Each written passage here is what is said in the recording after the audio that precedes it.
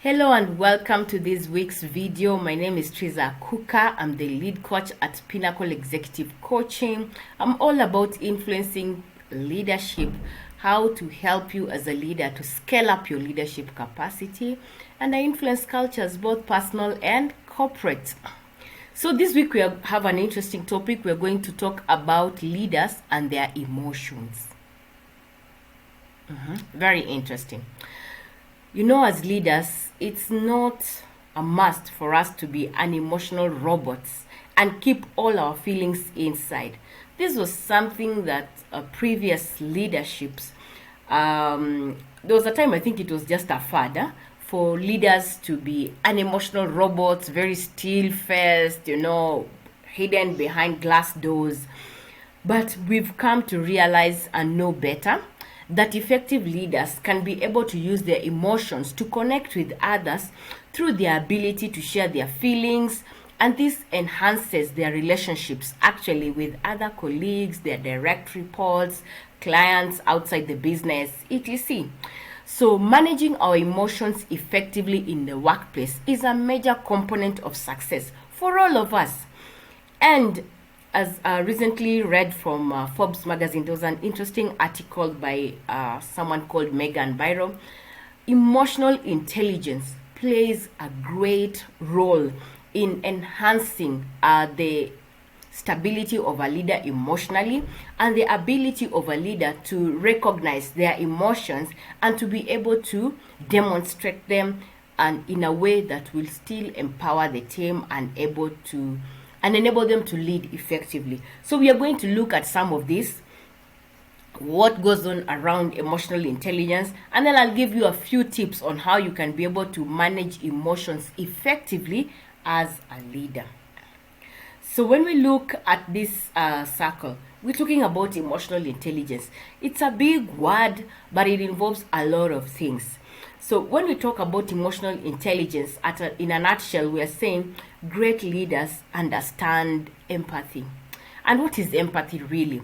It's just the ability to be able to read someone's, it may be unconscious, it may be unstated, but their needs and desires. How do you decipher that, And then this allows you to speak into those needs and desires when at all possible. And if you are able, you can fulfill them. When people feel that they have been understood or empathized with, then they respond. And if they respond, then you're able to form a bond and you're able to get things going. And this is what we want to explore as leaders. How do you go about building and or enhancing that emotional intelligence, The first thing that we always talk about, and for which I'm deeply committed to, is how you can be self-aware. As a leader, you can only understand others better once you also understand yourself and what are your primary instincts, what are your ways of responding or reacting to situations, what excites you, what annoys you. That will give you even a basis to have empathy, so that when you see someone else behaving in a certain manner, then you can be able to know where they're coming from and what they're going through possibly. You cannot be a know-it-all person, If you are a know-it-all, then you are not having a clue about what is being a natural human, an empathetic leader, a strong and wise leader. You have to be curious. You have to always know why things are happening and how can I learn why they happen in this way. And this comes with self-awareness. In my program, I have a program called the Dare to Lead Circle. I empower leaders to be able to come out of a shell and to be able to know themselves. And we do this in a very in-depth way through a 360-degree assessment tool that enables you to know how you view yourself and how others view you, and we can be able to develop a roadmap for you to be able to improve yourself as a leader. And this is a hallmark of a leader. A leader has to invest in themselves, and one of the first foremost basic steps you can invest in is knowing yourself. So get in touch if you'd like to know more about the self-awareness tool that I've talked about, and we can be able to discuss that further and help you in that regard. The other thing, if you want to help people with their emotions, is you have to self-regulate yourself. You have to manage yourself. Great leaders usually respond to each challenge uniquely. You know that if you have to succeed in this situation, you don't map exactly how you succeeded in the previous situation, because things change, people are dynamic, and the situations are also dynamic. They keep changing, and new things come up which we would not even have imagined before. So before you act, you have to understand, what am I dealing with? Then you are able to mold your responses and actions accordingly. So leadership is not really about controlling and controlling and controlling. No, it's about inspiring, getting out of the way, and enabling people to be able to thrive. So if you have talented leaders, you don't just snoop over them every time. You influence them, you guide them, you support them, but you don't control. If you control, then you cripple people. So you have to look out of ways. How do you regulate yourself so that you're not that controlling leader, or you're also not too laid back that nothing gets done? So if you need to find out a healthy balance about how you can achieve both being driven and how to also be people-centered, then get in touch with me. We have tools that can enable you to be able to actualize that and be able to get great success. The other thing is that you have to have good social skills. You have to be someone who is honest as a leader. Integrity is very, very key in leadership. So don't have that pressure to try and measure up and project things that are not there, or do anything fraudulent, because that's the surest way to just kill yourself immediately in leadership. We have to be transparent. There's so many ways now this can be checked, so it's very easy to get fished out if you're doing something that is not true. But if you're a leader and you're leading from a place of integrity, a place of honesty, it will be very clear for your mission to be seen, your motivations, and it will be very easy to get a following, because people will be able to know this is the real deal, this is not the real deal. So set yourself up to walk in integrity and honesty, and to have good social skills so that you're able to interact with people from a truthful position. No one wants to deal with a con, and being honest, being a leader who works in integrity is one of the key things that will help you to build social skills. And then go out of your way, be kind, be empathetic, be respectful to other people.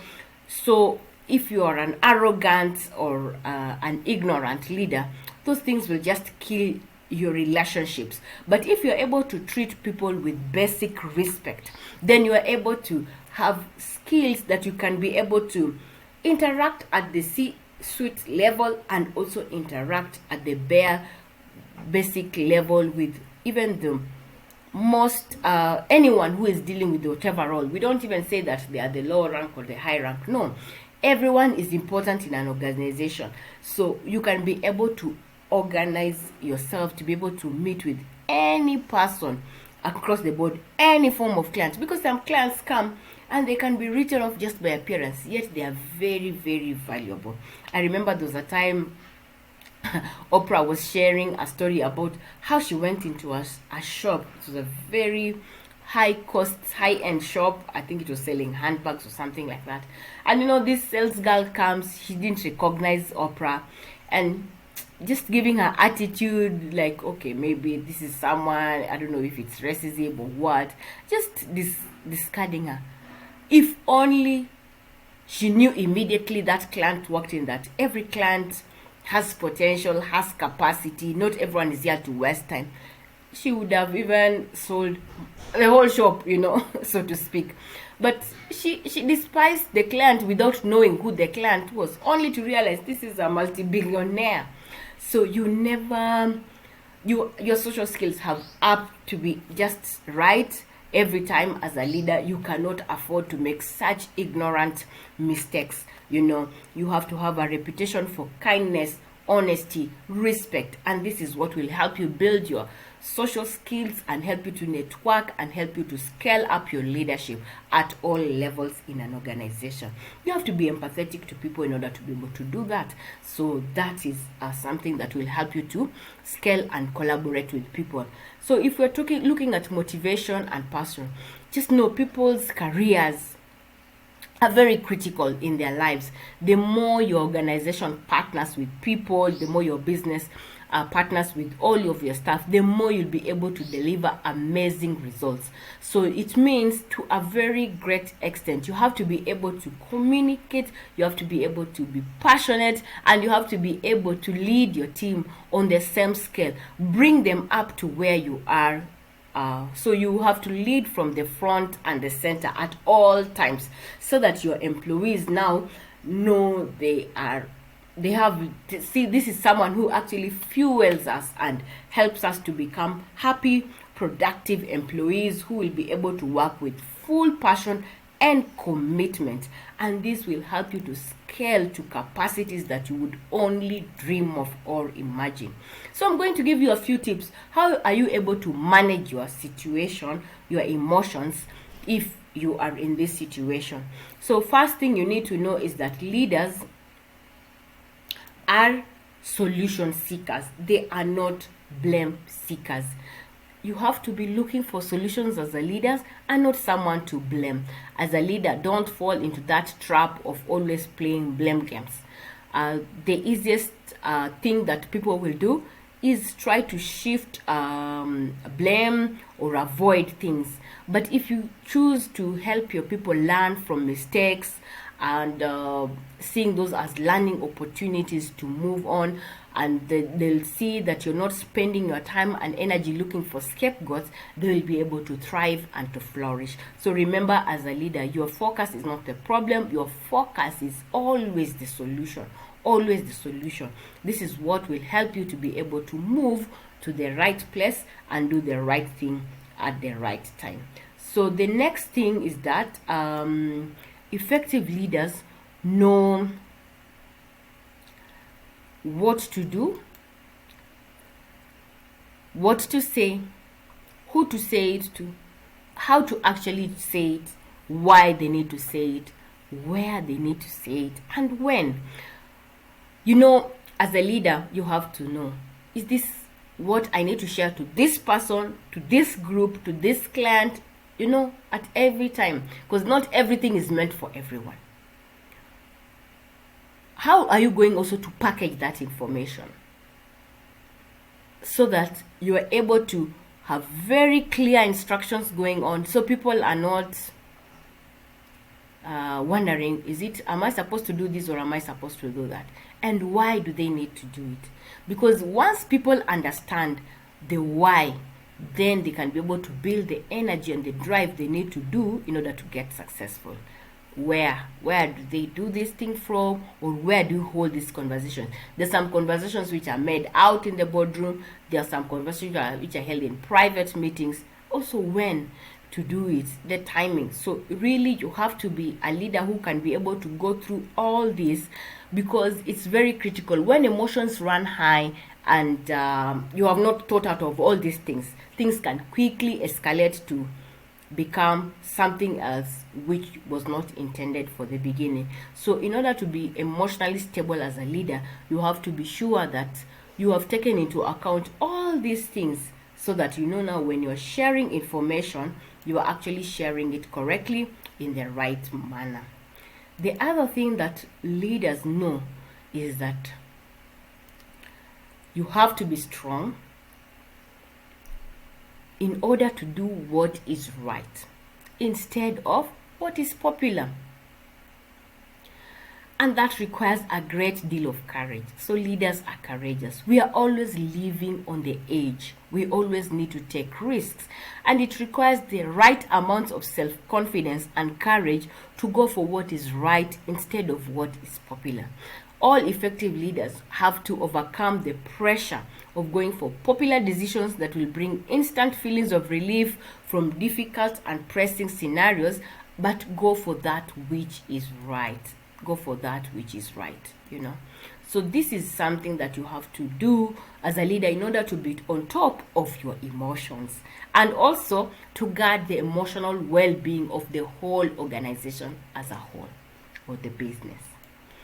The other thing that as a leader you have to do, if you have to be on top of your emotions and also help the team to be stable, is you have to routinely fight the things that tend to bring people down.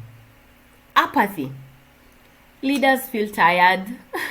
They also have bad days. Sometimes they feel like doing less, but we have to routinely fight that urge, because if you go down and you want to lead from the front, the pack will also slow down. You have to fight inertia. You just don't have that luxury of giving in as a leader, because others depend on you. You cannot afford to procrastinate, because things will not get done and then failure will set in. And others are depending on you to take action in order to get those things done. So irrespective of your feelings, you acknowledge them. We're not saying mute the feelings and just become a stone. No, like the beginning I said, leaders are not unemotional robots, but we learn how to manage and be able to express ourselves.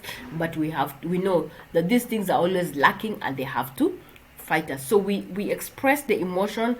We now find ways of working around it, but we get things going at the end of the day. And lastly, one of the things that you have to have up your sleeve is you have to trust your intuition as a leader. We don't waste emotional energy worrying about the pros and cons of a decision, because every time is different. There are times we have the luxury of going over a decision, checking A, B, C, D, but there are times we have to do things very fast, move on. And you cannot waste your emotional energy worrying, because leaders, like we said, live on the edge. So if you decide that this is the decision that I have to make at this point and it is good, you go with it, you trust your intuition. Otherwise, you will always procrastinate if you're not able to trust your intuition and move. So you can have a situation, maybe you decide to hire someone outside the company. You believe a person will bring fresh blood, fresh ideas, fresh drive. There'll be a better fit instead of promoting someone who is popular. But this person who is popular and has been there maybe doesn't have the vision, the initiative, or the capacity to take on a new role. So as a leader, you have to go forth, make the decision, and take the call. Bite the bullet, so to speak. So just know that leadership is both an art and a science. Nothing is cast on stone. So what I've given you is just a few tips. They're just general guidelines, but you have to develop your own unique leadership style if you have to succeed. But just know that you have to reach people at a rational level in the mind and also at an emotional level in the heart. That means you cannot afford to be just a robot stuck there. But once you're able to reach people at that emotional level and be human, then you'll be able to be effective as a leader and scale up your leadership capacity. So I hope that has been helpful and you've picked quite a number of tips. Please remember to share this video to as many people as possible. Follow me on all my other social media platforms. Love this video, share it, give a comment so that I can know what you think and what you would need me to cover. And if you want to know more about my Dare to Lead circle and how you can do a self-awareness test as a leader, please get in touch. I'll be waiting and I'll see you soon. Thank you so much for listening, and bye.